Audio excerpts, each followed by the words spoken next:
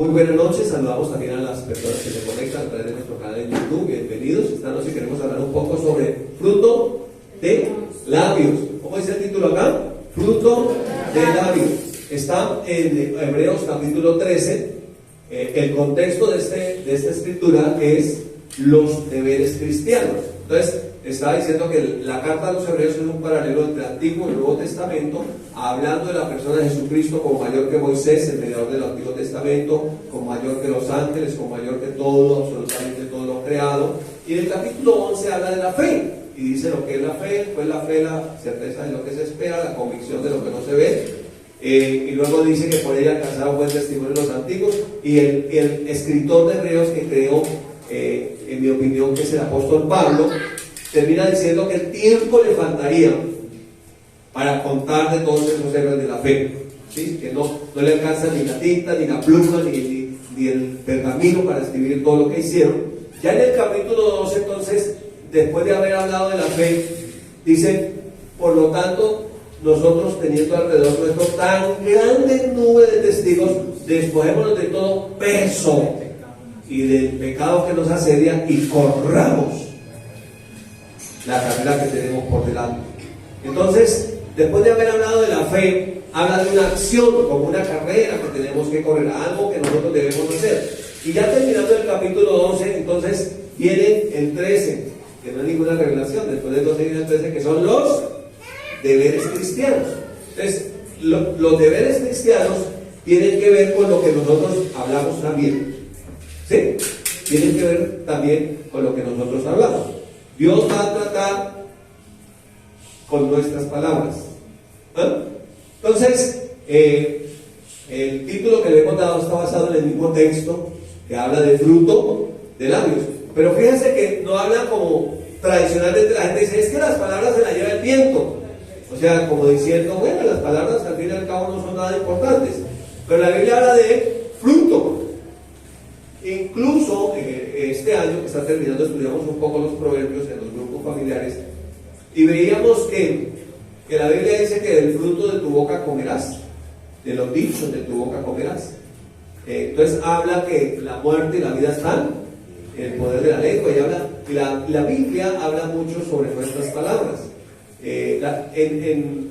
Para resumir un poquito el tema, las palabras son muy importantes. Miren que las palabras son muy importantes. Y lo que dijo Jesús: porque por tus palabras serás justificado, o por tus palabras, no por las palabras, por mis palabras. O sea, es muy importante lo que yo digo, o lo que tú dices, porque lo que hablamos nos puede justificar o nos puede condenar. Entonces es muy importante lo que hablamos. De hecho, Jesús dijo que lo que digas te será hecho. Tremendo, ¿no? Lo que digas sucederá. Y cuando uno estudia la escritura, pues uno va a ver que todo lo que existe fue hecho por lo que Dios dijo. No hay nada que llegue a existir sin que Dios antes lo haya dicho. Todo lo creó Dios por su palabra. Y también dice que Él nos hizo nacer de nuevo por la palabra. ¿Sí? Sí, que somos nuevas criaturas es por la palabra de Dios. Que nosotros somos esclavos de lo que hablamos y reyes de lo que callamos. A veces es mejor no decir nada. La Biblia dice que aún el necio, cuando calla, es contado como sabio. A veces para uno es tan difícil callarse. Entonces es mejor a veces que no calle. Entonces vamos a ir al texto. Hebreos 13:12 dice: por lo cual también Jesús, ¿ayudas a leer? Para santificar al pueblo mediante su propia sangre, padeció fuera de la puerta. Jerusalén es una ciudad amurallada. Jesús sale y padece allá públicamente, donde todos lo vieran, para purificarnos a nosotros. Luego nos manda como un deber a nosotros. Verso número 13: salgamos pues a él fuera del campamento, llevando su vituperio. Mira, aquí cuando dice llevando su vituperio, es llevando su crítica. ¿A cuántos nos gusta que hablen mal de nosotros? Pues le tengo buena noticia: para hablar mal de nosotros. Y salgamos afuera, llevando su vituperio. Entonces, si usted analiza la vida cristiana, es una confesión. Nosotros nacimos de nuevo por confesar a Jesús.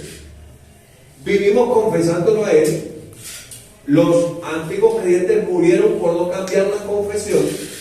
Y al final, lo que hace la diferencia entre nosotros y otras personas es la confesión. Lo que confesamos. Y es esa confesión la que hace que nos critiquen. Porque estamos hablando de que vamos a tener retiros y que algunos se van a bautizar. Hacer una confesión pública de que van a seguir a Jesús por el resto de su vida. Les tengo noticias. Lo van a odiar a algunos, por eso van a hablar mal de usted. ¿Sí? Y miren el verso 14. ¿Saben por qué? ¿Por qué salimos y hablamos afuera y nos critican?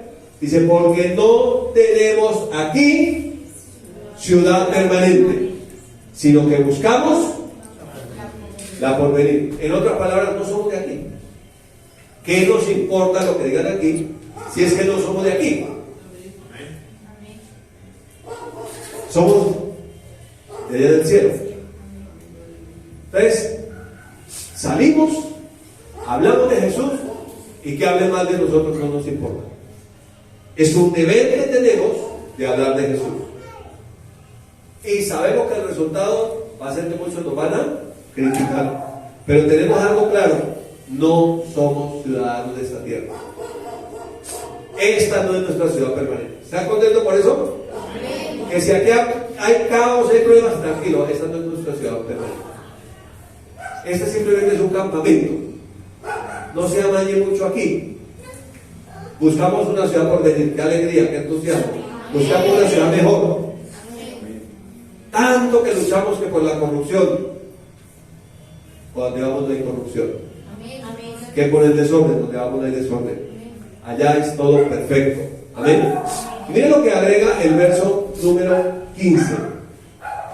Dice el versículo 15: así que ofrezcamos siempre a Dios por medio de Jesucristo, por medio de Jesucristo, sacrificio de alabanza, es decir, y le resalté y le coloqué en mayúscula, fruto de labios que confiesan su nombre. Entonces era tan difícil predicar en tiempos de los primeros cristianos que era prácticamente un sacrificio. Era como ponerse uno la lápida de espalda cuando iban a hablar de Jesús. De hecho, de los 12 apóstoles, 11 fueron asesinados por hablar de Jesús. Entonces, en ese contexto estamos hablando. Ahora a nosotros nos parece muy difícil que digan que hable más de uno ahí.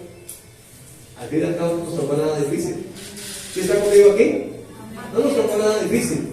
Todavía no nos han quemado en la hoguera. Todavía no nos han atravesado, cerrado con una motosierra. Todavía no nos han decapitado. ¿Estamos bien? ¿Sí? Nos tocó la mejor época. ¿Sabía eso? Nos tocó la mejor época. La mejor época es la que estamos viviendo nosotros hoy. Cuando usted estudia la vida de los cristianos a través de los tiempos, usted encuentra cosas terribles que sucedieron. Y de hecho, hoy hay gente que está siendo perseguida por ser cristiana. También aquí en Colombia hablan mal de nosotros y nos hacen un poco de bullying. Pero en otros lugares matan a la gente por confesar a Jesús. Simplemente por tener un fruto en los labios que salta para la vida eterna. Una palabra que produce fruto para la vida eterna. Siempre que la Biblia habla de fruto, está hablando de vida eterna. ¿Sí? La rama, cuando en Juan 15, cuando habla de que la rama que no da fruto será cortada y será echada al fuego, ¿sí? Está hablando de fruto para la vida eterna. No está hablando de fruto aquí temporal. ¿Listo? Entonces, vamos a hablar de 3 clases de confesión que normalmente nosotros hacemos. 3 clases de confesión. Cuando digo confesión estoy hablando de palabras, ¿sí? O fruto de labios, es lo que nosotros hablamos, lo que nosotros decimos. Entonces vamos a ver, número 1, la confesión del pecador. ¿Cuál es la confesión del pecador? Es la confesión que debe hacer uno para ser salvo. No confesar que es pecador, es confesar que Jesús es el Señor. ¿Se acuerda que la tradición nos enseñó el yo pecador? ¿Cuántas veces hicimos el yo pecador y no nos fuimos salvos? El pecador no es salvo por confesar que es pecador, simplemente está diciendo cuál es su condición. Entonces, cuando hicimos la confesión del pecador, ¿cuál es la confesión del pecador? Confesar que Jesús es el Señor. ¿Sí? Esa es la primera confesión. Por ahí comenzamos la vida cristiana. Luego viene la confesión de pecado. Esta confesión de pecado es la confesión de ¿quién? Del cristiano. El cristiano, fíjense que el pecador no tiene que confesar pecado. La Biblia no enseña eso. La Biblia no enseña eso. La Biblia enseña que el pecador debe confesar a Jesús como su Señor. Pero el cristiano sí debe confesar pecado. Pues cuando digo la confesión de pecado, es la confesión del cristiano cuando peca. ¿Quién confiesa pecados? Nosotros los cristianos. Y la tercera confesión es lo que hablamos todos los días. Si hay algo que siempre hacemos mientras estamos vivos es hablar. Siempre estamos hablando. En todo tema queremos opinar. Y a veces, en temas que no sabríamos, deberíamos de callar y no decir nada. ¿Por qué? Porque no sabemos. Y a veces, en temas que sabemos, pero que vamos a perder una amistad por estar hablando y tratando de ganarle ¿cómo se llama eso? La discusión. Si perdemos la amistad también deberíamos de callar. ¿Sí? Bueno, parece que no les gustó, pero bueno, así es. Primera confesión, esta es la confesión del pecador. ¿Qué necesita confesar el pecador? Imagínese usted una persona, imagínese esta persona. Esta persona va irremediablemente a caer al abismo. Si no se toma de la mano de Jesús, su fin será el abismo. Entonces el pecador está en un abismo. Todos estuvimos en ese abismo. Se llama la vida sin Cristo. Es un abismo sin fondo, sin límite y que tiene un destino llamado el infierno. ¿Sí? Entonces esa era nuestra condición. ¿Qué dice la Escritura que debe hacer el pecador para ser salvo? Romanos 10, antes de estos versículos, antes del 9 y el 10 dice, no digas quién subirá al cielo, ya Jesucristo bajó a la tierra. No digas quién descenderá al infierno, ya Cristo bajó al infierno. ¿Sí? Y esta es la palabra de fe que predicamos. ¿Sí? Esa palabra está en tu boca y en tu corazón. Esta confesión trata con la boca y con el corazón. Recuerden que hemos enseñado que corazón no es el músculo que bombea sangre al cuerpo, sino corazón tiene que ver con el alma, con nuestros pensamientos. Él dice así, después de lo que acabé de parafrasear ahí, dice que si confesares con tu boca que Jesús es el Señor y creyeres en tu corazón que Dios lo levantó de los muertos, serás salvo. ¿Dice que debe confesar pecados? No, dice que debe confesar que Jesús es el Señor.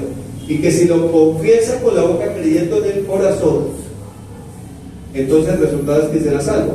Luego dice, ¿por qué motivo? Porque con el corazón se cree para la justicia, pero con la boca se confiesa para la salvación. Entonces, esa fue la voluntad de Dios, hacernos nacer de nuevo por la palabra. Entonces, nadie nace de nuevo si no hay una palabra de Dios que le sea predicada, para que él confiese que Jesús es el Señor. Esa palabra Señor en el griego es Kyrios y significa la máxima autoridad de la creación. El Señor Jesús, el Señor Pérez, el Señor Cifuentes, no es por decir un título. Está diciendo que Jesús es la máxima autoridad de toda la creación. Que Jesús, cuando resucitó y subió al cielo, Dios le dio autoridad sobre toda la creación. Entonces, cuando uno confiesa a Jesús como su Señor, está diciendo, yo reconozco que Jesús es la máxima autoridad de toda la creación y como tal yo lo acepto como mi autoridad. mi máxima autoridad. Entonces Jesús es mi Señor. Jesús es mi máxima autoridad. Ahora, yo voy a comenzar una vida para vivir conforme a lo que mi Señor dice. Porque Él pregunta, ¿por qué me llaman Señor y no hacen lo que yo digo? Yo los llamaré mis amigos si hacen lo que yo digo. Entonces, ¿cómo ser amigo de Jesús? Obedeciendo lo que Él dice. ¿Y por qué lo obedecen? Porque Él es la máxima autoridad.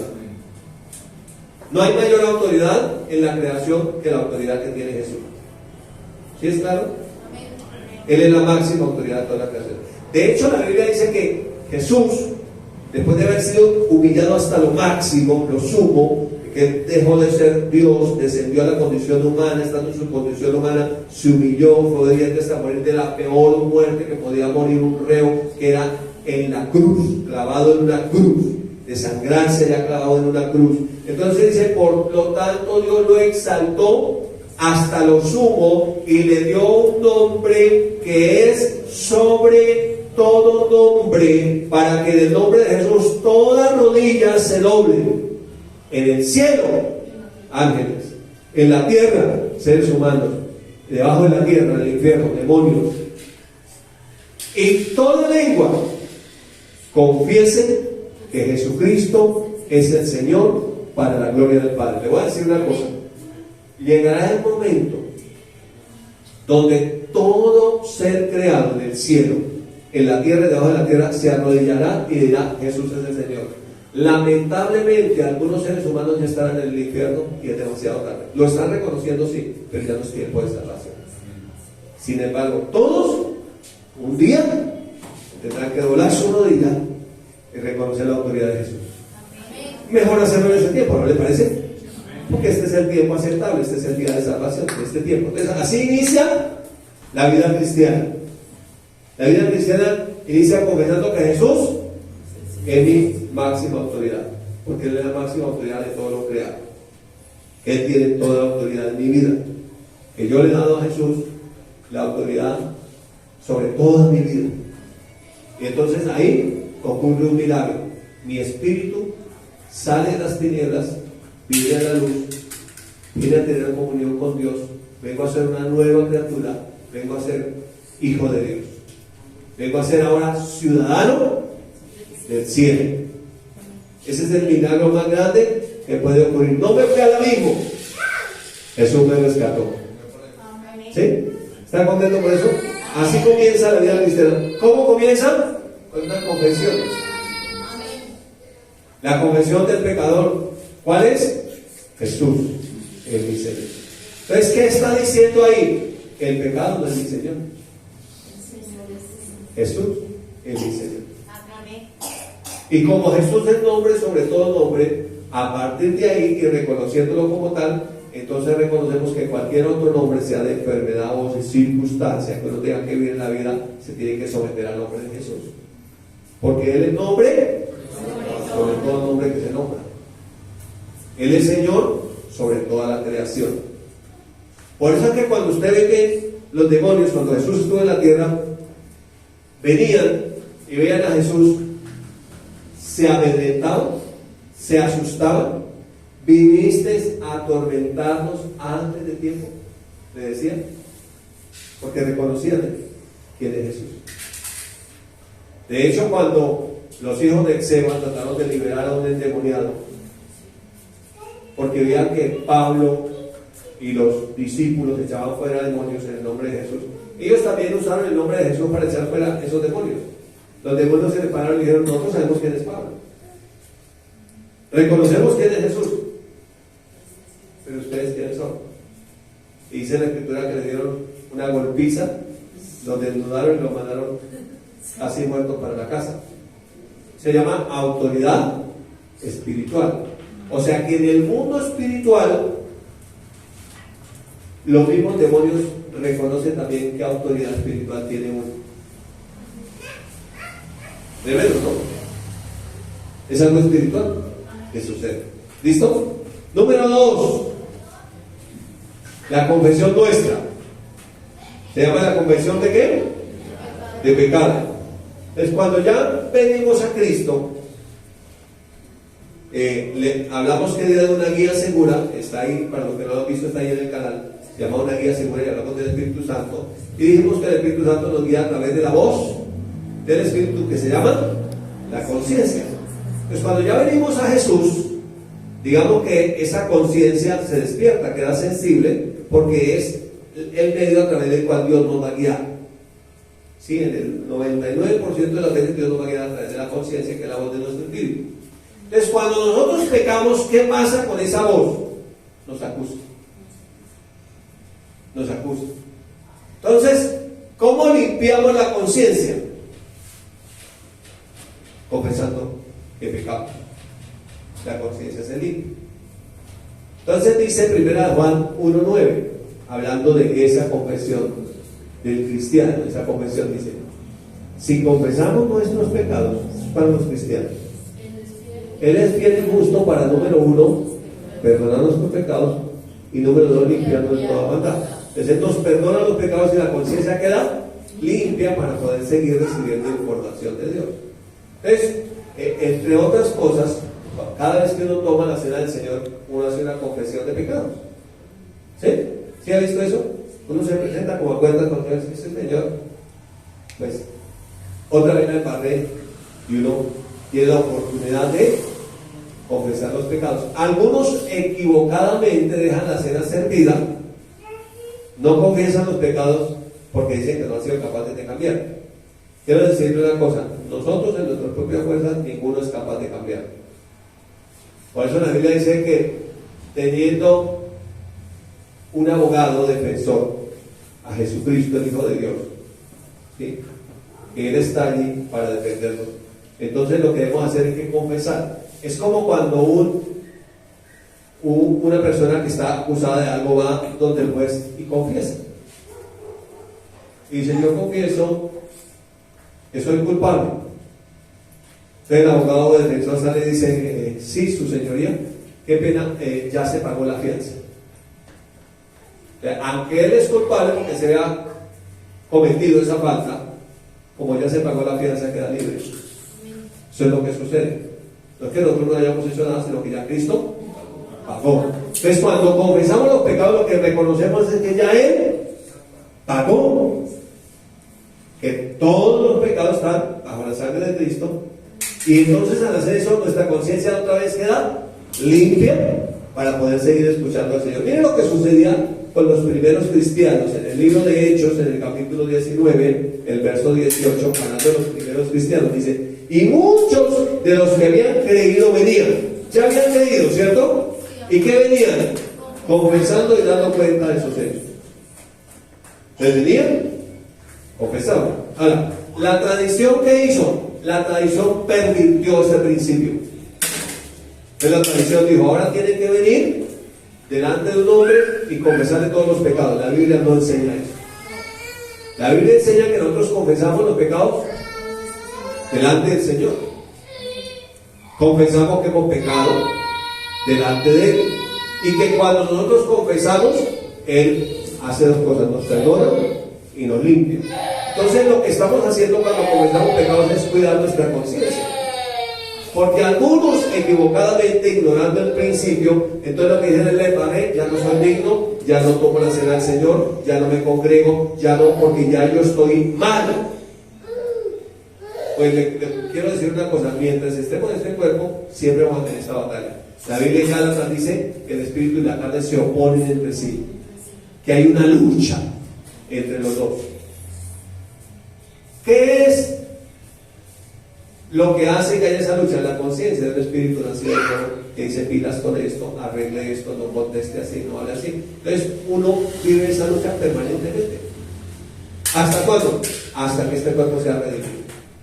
Por eso la Escritura dice que nosotros mismos gemimos dentro de nosotros mismos, esperando la adopción de nuestro cuerpo, la redención de nuestro cuerpo mortal, porque ya fue redimido el espíritu.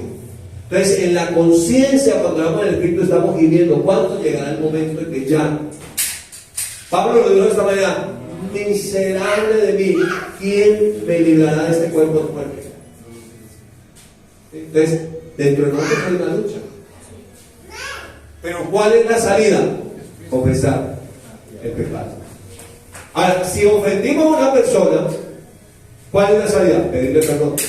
Pero aún va más allá de la Escritura, porque dice el Señor que si traes tu ofrenda al altar y viniendo con tu ofrenda, te acuerdas que tu hermano tiene algo contra ti, deja la ofrenda y ve y reconcíliate con tu hermano. Bueno, ¿y qué culpa tengo yo que él tenga algo contra mí? Podrá decir alguien. Si yo no tengo nada contra él, pero si yo me doy cuenta que él tiene algo contra mí, entonces, como ya me di cuenta, entonces tengo que ir y pedirle perdón al hermano. ¿Qué es lo que estoy haciendo? Cuidando mi conciencia, porque es a través de ella que puedo tener comunión con Dios. ¿Sí es claro? Porque realmente cuando pecamos, ¿qué es lo que sucede? Se rompe la comunión.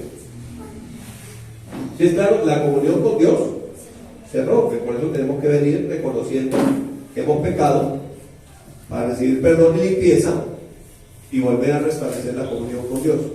Algunos, en vez de hacer eso, entonces se alejan más, se alejan más, se alejan más. Esa es la estrategia del enemigo, que quiere engañarlo, decirle ya no es digno, ya usted es un pecador, es un miserable, no puede acercarse a Dios. Y entonces la gente pues se va alejando, creyendo que está haciendo bien, pero está haciendo lo peor. Entonces la Biblia dice: acercaos a Dios y Él se acercará a vosotros. Pecadores, limpiad vuestras manos, y vosotros los de doble ánimo, purificad. ¿Sí? Entonces hay que acercarse a Él. Entre más nos acercamos a Él, más nos parecemos a Él. Tenemos que pedirle a Él que nos enseñe cómo debemos caminar, cómo debemos vivir. ¿Listo? Y número 3, nuestra conversión diaria. La Biblia enseña que la palabra es como un espejo, y que algunos al olvidarse lo que dice la palabra, son como aquel que se mira en un espejo, se olvida cómo era, se va y se le olvida cómo era. Que nosotros debemos recordar lo que la palabra nos dice, mirarnos en el espejo de la palabra. Entonces, nuestra confesión diaria, dice Romanos 4:17, hablando del padre de la fe que es Abraham, dice: como está escrito, está hablando de Abraham, te he puesto por padre de mucha gente delante de Dios a quien creyó, el cual da vida a los muertos y llama a las cosas que no son como si fueran. La mejor traducción es: llama a las cosas a venir. Entonces Dios, cuando Abraham no tenía ningunos hijos, ni siquiera uno, tenía 75 años, le dijo: te he puesto por padre de muchas gentes. Entonces Dios llamó las cosas a venir, pero para que se llegara a manifestar esa bendición en Abraham, que se llamaba Abraham, padre enaltecido, tuvieron que cambiarle el nombre y ponerle Abraham, que significa padre de multitudes. Entonces tuvieron que empezar a llamarlo Abraham para que llegara a tener hijos. ¿Sí es claro? Entonces nosotros tenemos que empezar a llamarlos como la Biblia nos llama. El problema es que si ignoramos las escrituras, pues no podemos llamar. Usted que no, yo soy un pecador. No, perdón, la Biblia dice que usted es santo. ¿Sí? ¿Sí es claro? La Biblia dice que usted es justo, que fue justificado por la fe en lo que Cristo hizo. Entonces tenemos que empezar a mirar en la palabra y vernos como Dios nos ve. Porque el problema es que nos vemos según las circunstancias, según los rótulos que la gente nos colocó. Ese Pedro remala. Yo soy Pedro remala, todo siempre me va mal. Donde quiera que voy me va mal. Entonces la gente se ve como otros dicen de él, como las circunstancias dicen de él. Pero necesitamos vernos como Dios nos ve. ¿Cómo vio Dios a Abraham? ¿Como un viejito estéril y loco? No, Dios lo vio como padre de multitudes. Hasta que él entendió y creyó y empezó a llamarse como tal, entonces se manifestó lo que Dios había hecho. ¿Sí es claro? Entonces la palabra de Dios, ¿para qué? No es para condenarnos a nosotros mismos, es para mirarnos y empezarnos a llamar como Dios nos ve y nos llama. En nuestra confesión diaria, dice Hebreos 13, dentro de los mismos deberes cristianos que estamos estudiando: sean vuestras costumbres sin amor al dinero, ¿sí? No teniendo nuestro corazón el dinero, contentos con lo que tendremos dentro de 10 años. ¿Con lo que tenemos cuándo? Ahora. ¿Cuándo debemos estar contentos? Ahora. Contentos con lo que tenemos ahora. ¿Por qué no motivo? Porque Él dijo. ¿Qué dijo? no te dejaré ni te desampararé. Y mira lo que agrega el verso 6. De manera que podemos decir confiadamente: el Señor es mi ayudador, no temeré lo que pueda hacer el hombre. Entonces Dios es quien da vida a los muertos y que llama a las cosas a venir, a suceder, a ser. Él las llama para que lleguen a suceder. Él dice para que algo suceda. Del mismo modo, si Él dijo algo, nosotros podemos decir confiadamente. ¿Sí es claro? Pues si Él dijo que nada me buen pastor y nada me faltará, yo puedo decir confiadamente. Si Él dijo que yo soy sano, yo puedo decir confiadamente que soy sano. Si Él dijo que yo soy justo, yo puedo decir confiadamente que soy justo. Si Él dice que soy bendecido, yo puedo decir confiadamente que soy bendecido. Entonces yo tengo que tener una palabra que Él dijo, y eso me da confianza para yo decir como Él dijo. ¿Sí? Se llama confesión de fe. De hecho, la gente habla de la oración de fe y piensa que la oración de fe es la que hace el pecador. La oración de fe es toda oración que nosotros hacemos. Siempre nuestra oración debe ser una oración de fe. ¿Cuándo se vuelve una oración de fe? Cuando tenemos algo que Él dijo. Note usted que en el Antiguo Testamento toda oración que tuvo respuesta es cuando ellos oraron tomando lo que Dios había dicho en el pacto que estaba vigente.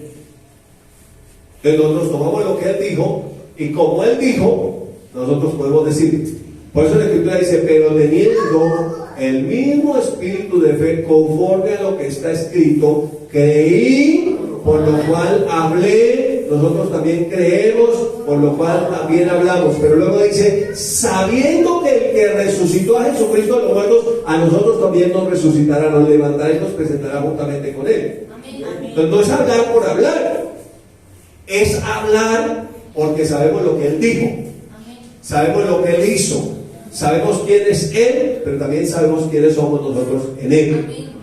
¿Sí está? Entonces tenemos que entender quiénes somos. Y la Escritura dice que la abundancia del corazón habla en la boca. Y entonces tenemos un ejemplo para terminar. Ustedes se acuerdan que en 1 Samuel 17 habla de una batalla que es una batalla muy famosa, que fue la batalla de David cuando enfrentó al gigante Goliat, que tenía humillado el ejército de Israel, que iba y los maldecía, que todos estaban asustados, hasta el rey, todos estaban asustados. Este gigante era una especie como de COVID-19. Este era el gigante COVID-19, ¿no? Para ponerlo así como al tiempo de hoy. Entonces, todo el mundo le tenía miedo. Necesitaba ver a alguien que fuera un gigante en la fe para enfrentar y creer lo que Jesús había dicho. Y miren cómo lo enfrenta. Antes de ir a la batalla, David, que era pequeño, va a la batalla, pero no va con la boca cerrada, va hablando. Y en 1 Samuel 17:37 le dice: añadió David: Jehová me ha librado de las garras del león y de las garras del oso, porque era pastor de ovejas. Entonces cuidaba las ovejas, pero no tenía un arma de fuego ni una espada para defenderlas, sino era con la mano que cuidaba y defendía. Dice: él también me librará de la mano de este filisteo. Entonces Saúl, el que era el rey de Israel, le dijo: ve y Jehová esté contigo. Pensaban que le iba a matar así. Pero luego miren lo que añade David. Entonces dijo David al filisteo. Primero habló allá con el rey, habló con los de su pueblo. Dijo: pues si Dios me ha librado de las garras del oso, del león, si Dios le sacaba las ovejas de la boca al oso, del león, si Dios me dio esa fuerza, pues Él también me va a librar de este filisteo. Ahora le dice al filisteo: tú vienes a mí con espada y lanza de jabalina, o sea, bien armado. Mas yo vengo a ti en el nombre de Jehová de los ejércitos, el Dios de los escuadrones de Israel, a quien tú has provocado. Entonces, el asunto no es en nuestro propio nombre, vamos en el nombre de Jesús. Y luego añade: miren cómo él escribió con su boca lo que iba a suceder. Antes lo declaró, lo habló. Jehová te entregará hoy en mi mano, y yo te venceré y te cortaré la cabeza. Nadie puede imaginarse: y daré hoy los cuerpos de los filisteos, a las aves del cielo y a las bestias de la tierra, y toda la tierra sabrá que hay Dios en Israel. ¿Cuántos miles de años han pasado y todavía tenemos esa historia de David contra Goliat? ¿Por qué? Porque David usó el principio de hablar lo que Dios había declarado de él, lo que Dios había hecho de él en el pacto vigente que él estaba. Ningún otro tuvo esa revelación dentro de toda una nación, ni el mismo rey, solamente David. ¿Por qué David tuvo tal revelación? Porque David vivía adorando al Señor, porque David mantenía una comunión con el Señor, porque Dios le reveló quién era. Entonces, cuando nosotros peleamos nuestras batallas diarias, no peleamos con la boca cerrada. Cuando sentimos un síntoma de una enfermedad, ¡ay! Ya viene esta enfermedad. Eso debe ser el Omicron 22 que ya vino. COVID Omicron 22. Es el más terrible que el 19. Entonces la gente hace una confesión de temor, de duda, de miedo. Tiene un problema matrimonial y dice: eso es que ya no vamos a divorciar, no te toca que llamar al abogado, ya. Pero no tenemos para el abogado, entonces llamemos ¿a quién llamamos? Señorita Laura. Entonces hacemos la confesión equivocada al pelear nuestras batallas diarias. Nuestra lucha no es contra seres humanos. Nuestra lucha es espiritual. Pero nuestras palabras también son espirituales. Lo que nosotros decimos determina lo que vamos a ver. Porque la muerte y la vida están en el poder de la lengua. Entonces, cuando nosotros hablamos, debemos hablar con sabiduría. Así que nuestras palabras son muy importantes. Cuando ya iniciamos nuestra vida cristiana, confesamos a Jesús como nuestro Señor, nadie más puede señorear nuestra vida. Cada vez que venga el pecado en contra tuya, tú vas y confiesas delante del Señor. Si en cada batalla que tengas, siempre va a ser el nombre de Jesús. Te bendigo con esta palabra en el nombre de Jesús.